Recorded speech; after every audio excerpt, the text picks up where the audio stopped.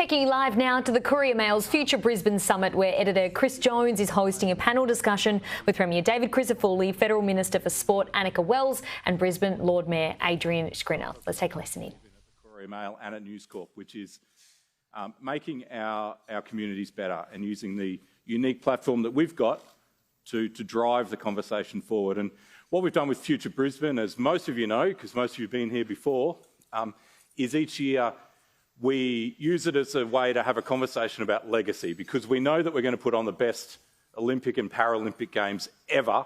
We know that. But what we need to make sure is we don't get 10 years down the track from those games, look back and say, gee, that was a wasted once and forever opportunity.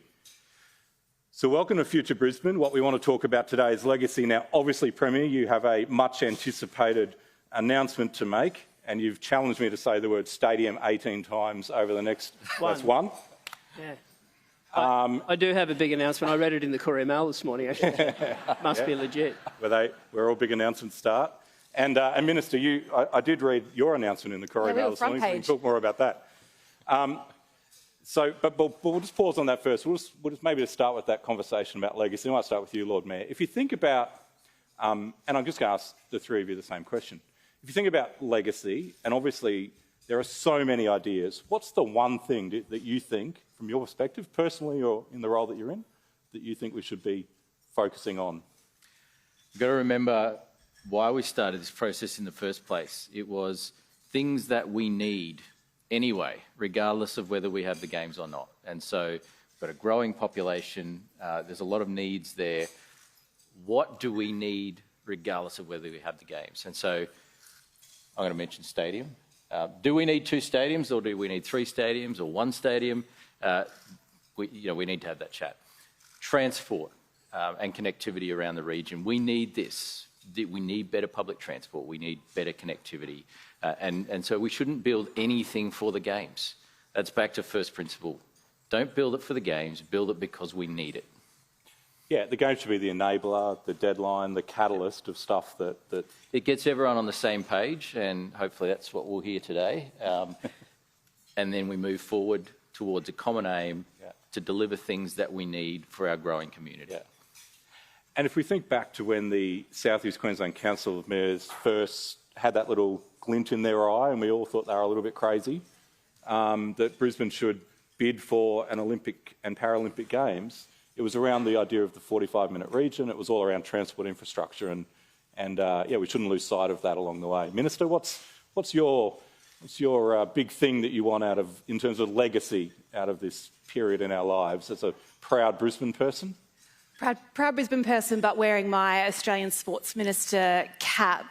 I want Australia to come top of the medal tally at the Brisbane 2032 Paralympic Games. Yeah. Bravo. We were number 1 in Sydney. Hang on, is this about the athletes as well? Who knew? In fact, it is. In fact, it is. I think we were number 1 in Sydney, we were 8th in Paris. I reckon let's get back to 1. Sport, for us it's about health, it's about mental and physical health. Think of the impact that this could have. We know 1 in 4 people with disability play sport, but 3 out of 4 want to. That's why we doubled the funding for Paralympic sport. And when you think about what your favourite parts of the Games, Sydney, it's the people, it's the stories, it's the Australians doing well. So we have to do everything we can to position every Australian possible to do well in Brisbane 2032. And if you think what other people have done, I've been reading your legacy pieces about previous host cities. Japan invested in their Paralympic track for 8 years between London and Tokyo, and they went from 16 gold medals to 51 gold medals, 50-50 funding.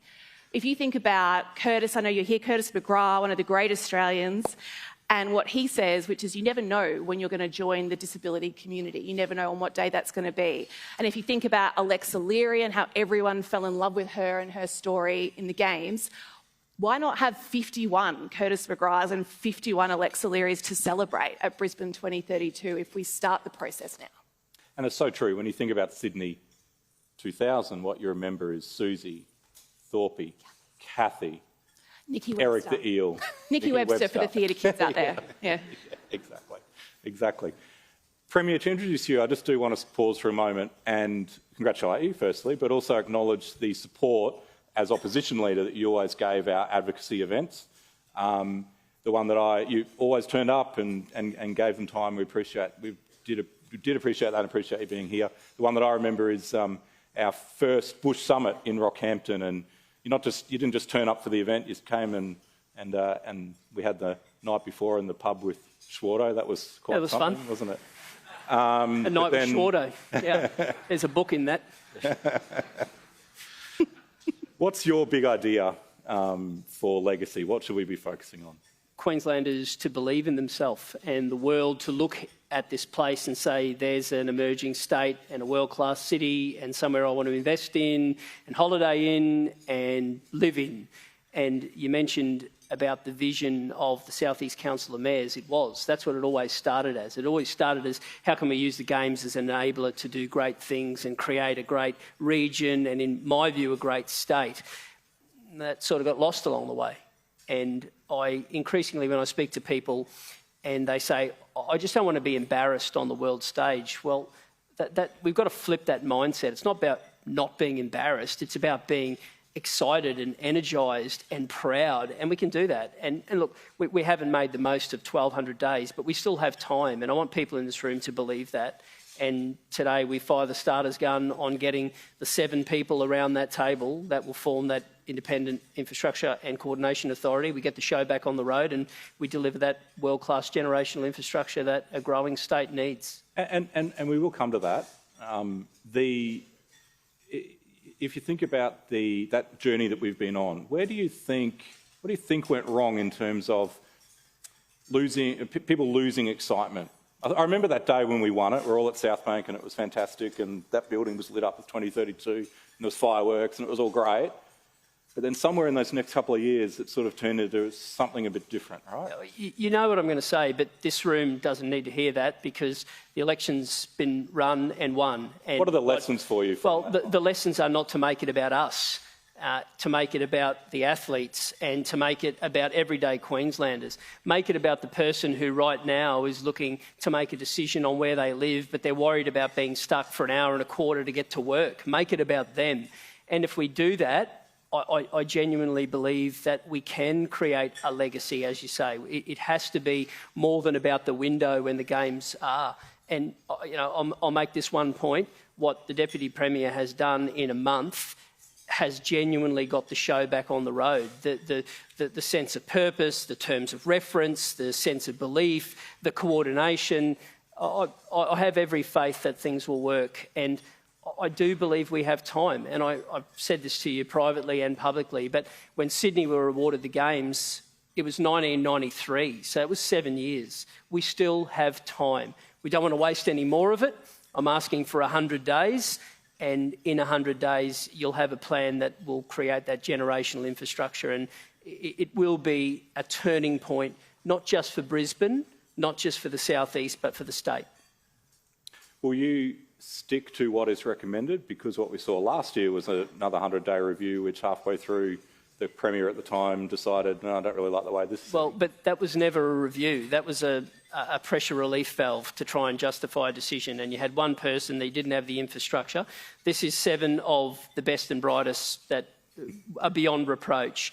And they're not going to hand a report and then run away. They are going to be there to drive it and see it through. And so within 100 days, you are going to have a clear picture and we are going to work together.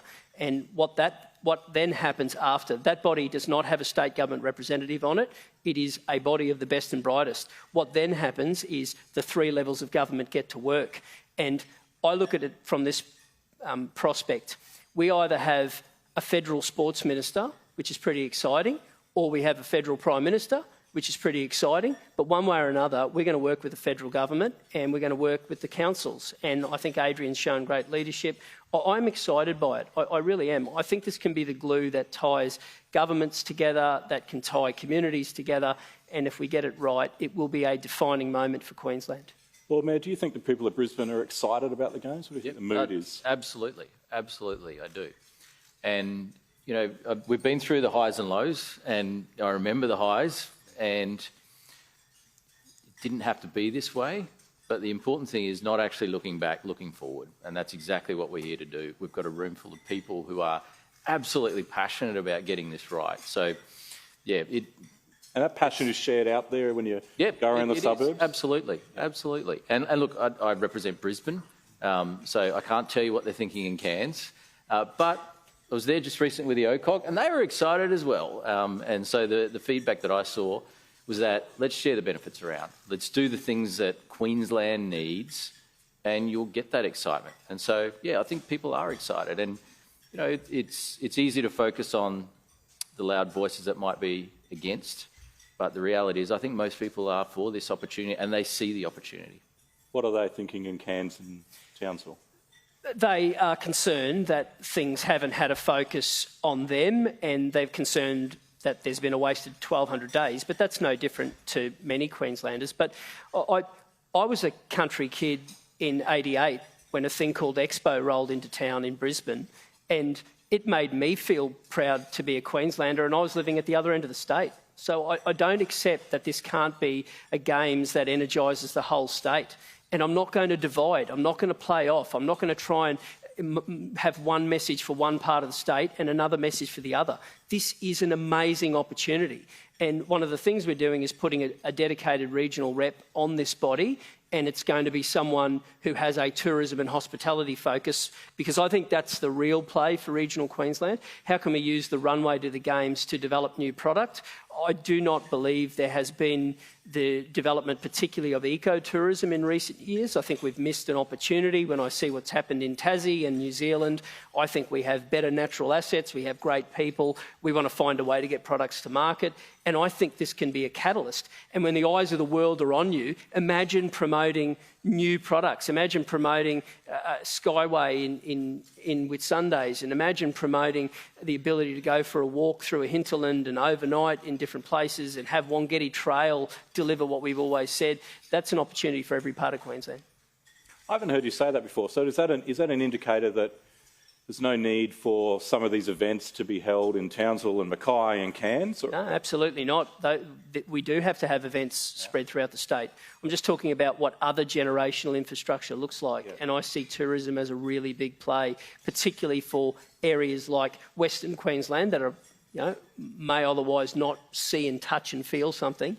The other thing we announced during the election campaign, and Tim Mander's here today, this is his project that he's fulfilling, but we've set aside $250 million to develop grassroots sporting infrastructure so that we can have upgrades to female change facilities at a community sporting club. Now, by doing that as part of the Olympic and Paralympic Games, that's another reason that people can get behind and say, OK, this wouldn't have happened if it wasn't for the Games. So all of a sudden you're seeing projects like that roll out in different areas. We just want to energise Queensland. We want people to look at this and say, yep, the show's back on the road and I'm excited by this prospect. You talked about Expo. Would have been pretty weird with the New Zealand Pavilion being in Townsville. I think there's nothing wrong with sharing things across a state. I don't. And I think there's a golden opportunity to have a mixture of training facilities, of different venues, and we've just seen a Games that had events spread throughout different regions and indeed different nations. So I'm not suggesting we're going to be throwing things across to WA or New Zealand, but we're a big state, we're a decentralised state, and I want every part of this state to feel as valued as the other. Sailing in Townsville? Well, let's let the experts decide rather than the politicians. The reason why we're here is because there's been too many decisions made by politicians. Touché. Minister, we've heard what people in the regions are hearing, are thinking, what people in the city are thinking. Has anyone in Sydney, Melbourne and Canberra, have they figured out yet that Brisbane is going to host an Olympic and Paralympic Games? Absolutely. I think Paris really shone a light on what was coming for our country and really crystallised people's both excitement and concerns about where we're up to as stewards of the Games. I think I have this amazingly privileged position, best job in the world, Federal Sports Minister. I'm on the OCOG as Vice President alongside the Lord Mayor, and I convene the national sports ministers from every state and territory across the country. So I have the opportunity to say to them, what do you need Brisbane 2032 to be? What does success in Brisbane 2032 look like for you? And without fail, whether it's the Tasmanian Sports Minister, whether it's the leaders from our Pacific family who we work closely with in things like the Paralympics or sports integrity, everyone wants to see a big delegation from their hometown. The Tasmanian Sports Minister wants the largest ever Tasmanian delegation. Everyone wants to know that their kids are going to grow up with the opportunity to shine on the world stage. So as the Federal Sports Minister, I try to think really carefully around the sequencing of what we do and when. And in a world where we could spend infinite money to make the best games ever, what money has to be spent? For me now, almost 3 years in the role, 10 years out, 9 years out, 8 years out to give us that best shot in Brisbane 2032. That's why we went and fixed the AIS, $250 million injected into the AIS, the biggest cash injection since it was started in the 80s, because that is our national centre of excellence. That's where if you're a kid from outside the Alice or if you're from Devonport, if you're a shot, you can go to a national sporting centre of excellence. Get to live in Canberra. Get to live in Canberra. Who wouldn't want to get to Brisbane 2032. And if we don't have our AIS up to scratch, we're not giving our kids the best shot. So that's why we've done that then. As you would have seen today, we're putting $489 million into sport. I did see that today. In fact, it was on your front page. It was on the front page of the Courier Mail. Available outside. Does that involve moving the AIS to Queensland? It does not. It does not. That is both participation and high performance. That is 70 sports. It's an uplift of, the average is 60% to individual sports. It's taking into account new sports, so flag football, lacrosse, goalball, blind football. Playground handball, that's my dream. That's your and my dream for Brisbane 2032. We'll get into blue sky thinking later, I hope, but these are sports that are coming to LA. We want Australians to be able to have a shot at the first gold medal. Like Naomi Fox won the first gold medal for kayak cross. So we've got to light those things up now. That's why we're putting that money in now, because these pathways are really important. And I honestly think everyone's going to have a different idea of what success in Brisbane 2032 looks like. That's kind of the magic of the Games. But I think for all of us, success looks like Australians shining on the world stage. And that's why we're putting those things in place now. Now, I did, because I'm an old man now, I brought up my glasses and I am going to pull this out of my pocket. What? This is, Premier, the terms of reference for the 100-day review. Do you want to start with these, or do you want to start with who's going to be on the board? Just as it is every time I do a press conference, I'm just putty in your hands. Chris, over to you, mate. Whatever you want. Well, let's go with the people first, because you never know, we might be able to sort of put a little Oprah-style spotlight on a few people in this room. Great. So seven-member Independent Infrastructure and Coordination Authority Board. It is the best of the best, and I hope when I read these 7 names, people will see how fair income we are about creating generational infrastructure and an event that people can be proud of. It's going to be chaired by Stephen Conry, AM, who is I think his role in commercial property at an international level is without peer. Jill Davies, who many people would know, co-chair of the World Athletics Cross Country, but also heavily involved in Sydney Organising Committee as well as the Olympic Park Authority.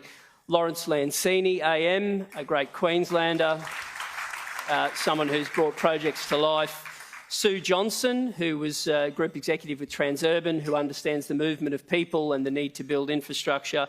Tony Cochran, an entertainment entrepreneur, someone who has a track record of bringing big events to a region. I think he somehow dreamed up getting Frank Sinatra here many years ago, which was a great coup, but heavily involved in V8 supercars and the Suns, etc. Jess Kerr from the Property Council, who's got a great record, public and private sector. And the final one, we promised a dedicated person from rural and regional Queensland, and Jamie Fitzpatrick, who is someone who has hospitality and tourism building businesses in Cairns and Townsville, who runs the Tri-Fest up there, which has exploded as an event. So you've got 7 people, a vast array of backgrounds. They will test each other, they will come forward, they'll find the best solutions for us, and they've got 100 days to do it, and their time starts now. Your hot take, Minister.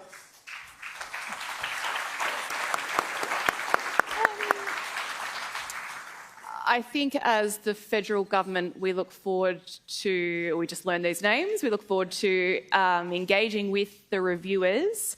It's really important that the Commonwealth has as a 50-50 partner in the Games, that we are contributing, collaborating and being consulted on these important things, particularly when it's a 50-50 partnership, 50-50 infrastructure funding agreement.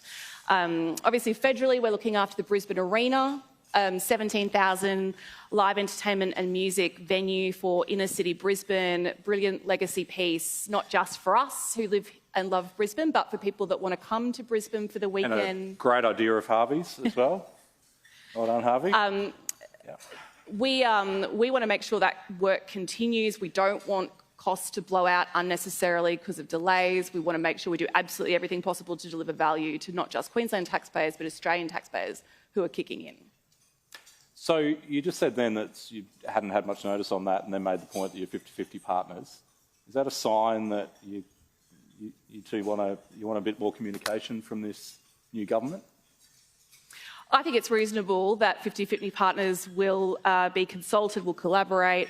We are stewards of the Games. I think you and I are unified on that. And I think what we learned out of Paris, when we got to go to Paris, I got to spend a lot of time with the French sports minister, with Tony Estingay, president of OCOG, got to ask them, you know, I was there for some of their bad days, I was there for some of their good days. I said, what's the success boil down to? And they said, you know what it comes down to? There's about 20 people who make decisions. You know, this is called the Decision Makers Panel.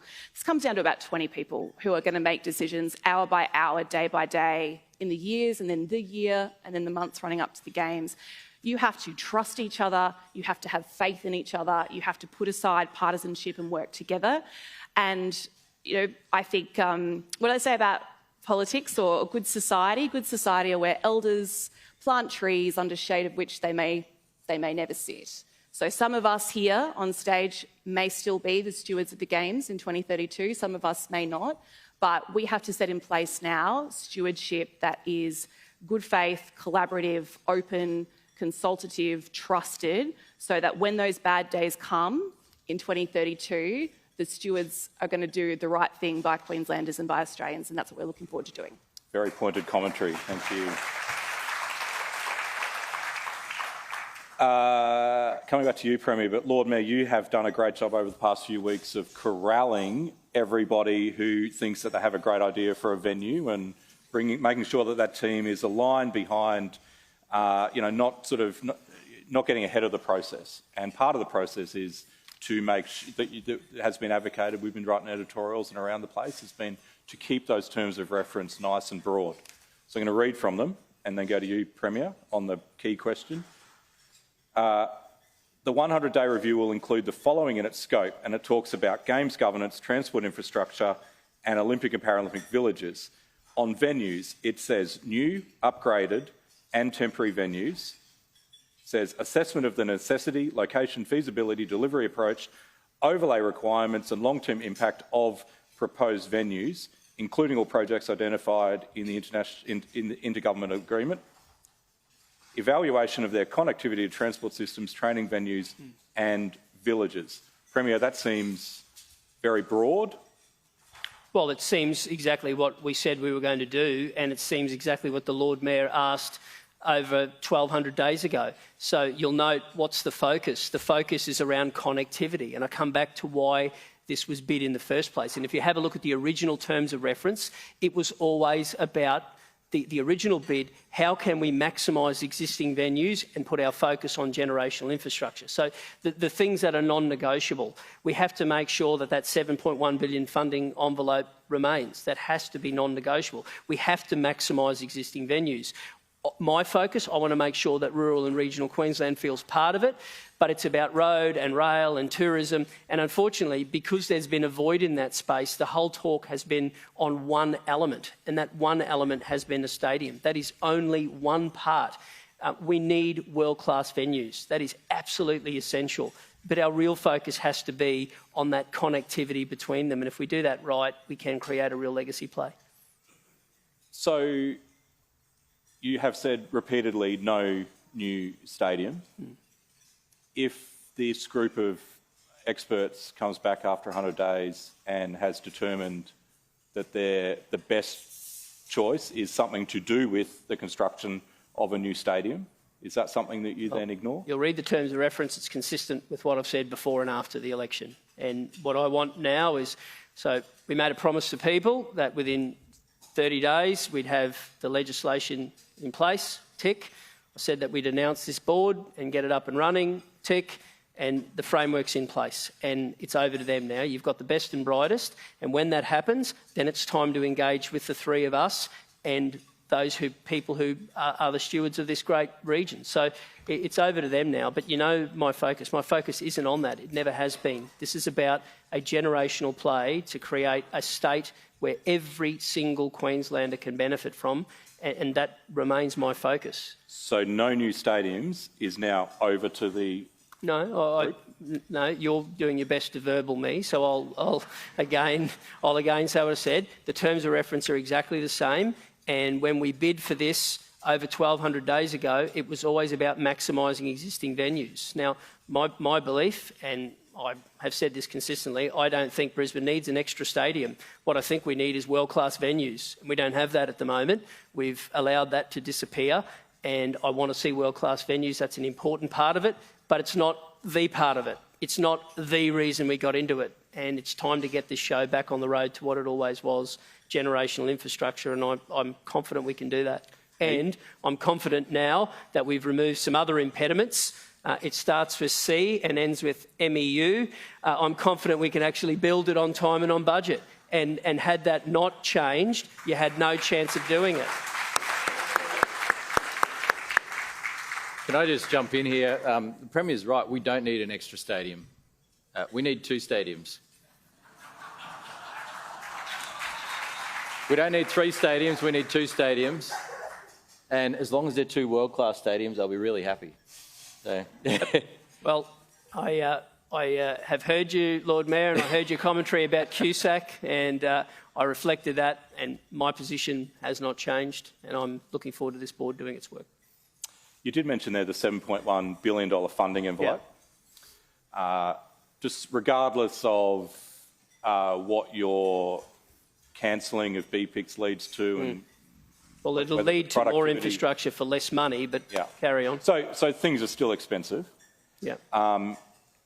Would you enter into or look at a public-private sort of model like with the Perth Stadium? Throughout the... but you keep coming back to stadium. But throughout the document, we talk about engaging the private sector. I don't fear doing that. In fact, that energises me, and I think there's great opportunity. I want people to look at Queensland and say, I can now invest in that state because of certainty of taxation, of regulation, and an industrial relations framework that allows me to do that. So if you're asking whether or not we're open for business for the private sector, I wouldn't be sitting here today if I wasn't. I wouldn't have my Trade Minister about to embark on the first overseas trip for our new government. I wouldn't have David Janetsky right now sitting in Canberra negotiating with other treasurers about making sure that we're a place that's open for business. And one of the Deputy Premier's key roles is how many people can he get in front of and say, it's time to pick up your shingle and go to Queensland because it's the land of opportunity again. And Minister, the arena, you made the point that the agreement is that you will fund the arena. Same question to you about the private investment option. Well, we have a $3.43 billion cap on the federal contribution to venues, venue infrastructure, but that's not to say we're not investing elsewhere. I won't recover the sport funding that I've talked about today, but we've also made big investments into Sunshine Coast Rail, transport infrastructure. You know, we're working on the Bruce, but like I said, and I would shout out Matt and Kaylee, who I see here as well, and Alexa, who's just arrived. It's about the people, it's about the athletes. And as a federal government, we've got to make sure that all Australians are bought in and invested in the success of this Games. And where possible, our friends across the Pacific as well. It's an extraordinary opportunity. Between LA and Brisbane is the Pacific Ocean. We've got to find a way to capitalise on that in the 4 years between 2028 and 2032. There's so much ahead of us all in this room, and we've all got a part to play, and I can't wait. Minister, Premier, Lord Mayor, thank you for your time. And